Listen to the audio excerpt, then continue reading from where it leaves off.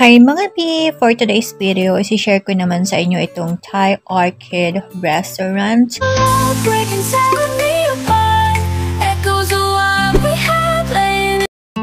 Hi mga B! Welcome back! So, just a quick story. In-introduce ito ng katrabaho ng asawa ko na masarap daw ang pagkain dito at maanghang.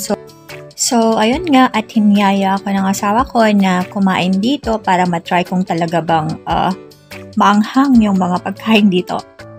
Akala mo talaga mahilig sa maanghang tong kasama ko, no? Sana all, pa-chill-chill lang si ate. Or, ayun nga, so kami nga lang ang kanilang guest dito sa restaurant. So sabi ng waitress, pamili na daw kami ng upuan, kahit upuan na lang namin lahat, ganun. Siyempre, joke lang yun. Tapos, inas na nila kung ano yung drinks namin. Tapos, nag-order na kami ng crab dumpling na meron siyang cream cheese sa loob.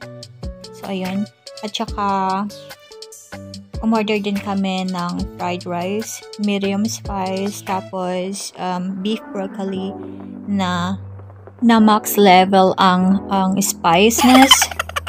Tapos, yung nag-ayad na kumain dito sa Thai restaurant para subukan yung mga spicy food nila is mild spice lang yung in-order. Tapos, ako pala yung magta-try doon sa highest level ng spiciness na dish nila. Magaling din to, no? Antaba ng utak. Imagine mo yun, umusok-usok na yung ilong ko sa sobrang spiciness ng pagkain. Tapos ang pula ng ilong ko. Kasi parang ang mindset nila is pag Asian, mahilig sa maanghang, ayun, plus rice. Tama nga naman. Tsaka mapapadami ka talaga ng kain pagka maanghang yung ulam mo, di ba? Mapapadami ka pala ng kain ng rice. Ayun nga mga B, so sa sobrang anghang ng pagkain namin, feel ko tuloy natulo yung sipon ko. So, tinulungan din naman niya akong ubusin yung in-order ko. So, parehas na kaming umuusok ang ilong. Masarap naman yung pagkain nila dito. Tingnan, laki-laki nga ng subo ko dyan. Nakakatulala talaga pag maanghang yung kinakain mo, no?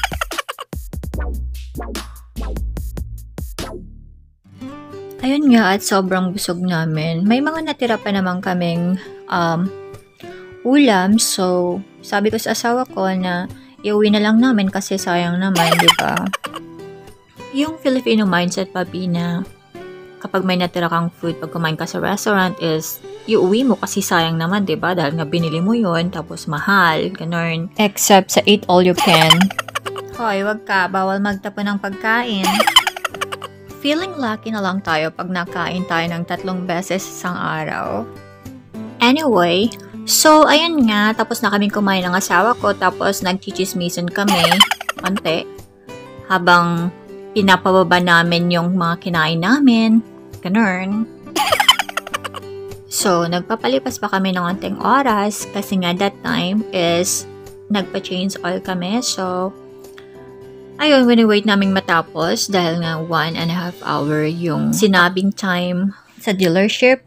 Kaya sabi ko sa asawa ko, mag-wait muna kami sandali or mag-stay muna kami sandali doon and then mag-book siya ng car. Kasi nga, nung pumunta kami dyan, nag-grab lang din kami dahil ginagawa nga yung car. So, ayun. So, ayun nga mga B, sumandal ako saglit sa balikat ng asawa ko. Tapos, ayun, dumating na yung waitress at nagbayad na nga kami ng bill. Tapos tinanong ako ng asawa ko kung okay lang ako. Ayun. Tapos niloloko-loko niya ako about sa maanghang na dish. Sabay kiss. O, ayan. Magaling din, no? So, ayun lang mga B, ang chapter ng vlog ko ngayon. Salamat sa panonood. Follow din kayo.